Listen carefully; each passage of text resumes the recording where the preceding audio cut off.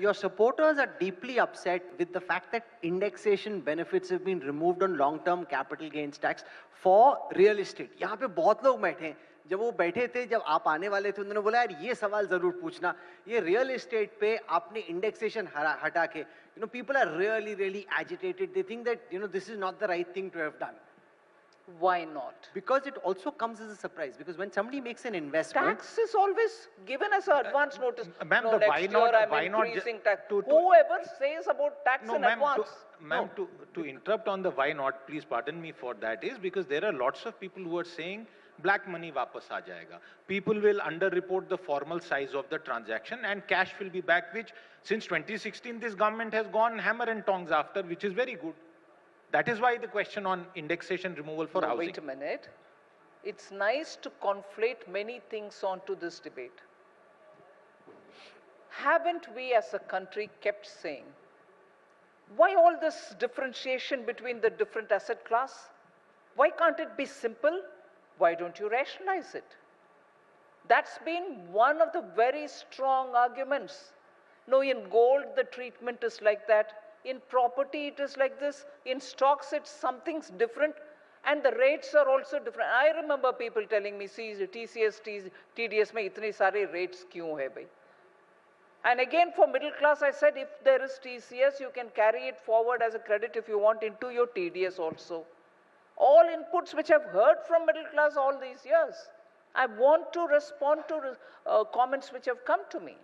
So when I'm asking you, if I should treat all the asset class equally, with one being one thing, another thing being a bother, can we treat it all similarly? That's exactly what we've done. Because your promise was of continuity and predictability. Now, let's, for example, you've increased the long-term capital gains on equity from 10 to 12.5. Now, I am concerned. In the US, it's 20%. Now, your budget makers have said you intend to keep it 12.5, but you said in taxation, there's always some unpredictability. Next year, if there is some revenue compulsion, or 2 years later, from 12.5, it could become 15. When somebody makes an investment decision, he has some sense of what the tax outflow will be as a result of that. By taking indexation away, now people have invested for many years in the real estate sector in the expectation that when they exit, this is the tax and this is the indexation benefit that they'll get. Suddenly, you don't know where the ball is coming from. So the stability argument versus the simplicity argument. I've announced in the budget for the next 6 months, there will be a committee looking into simplifying direct taxation.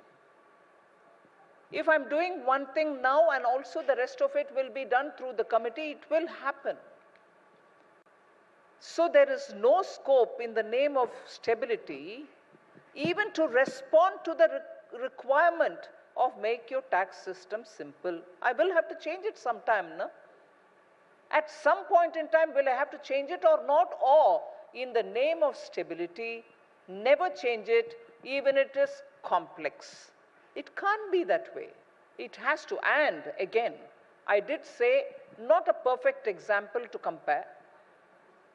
When GST was brought in, rates which existed before, different states, different rates, all officers sat together over several sessions to understand how in some state, which was in 8, 9, 10, 11%, to what rate will it go?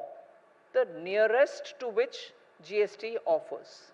And the thumb rule there was, we don't want additional revenue, but the taxpayer should not be paying a higher rate.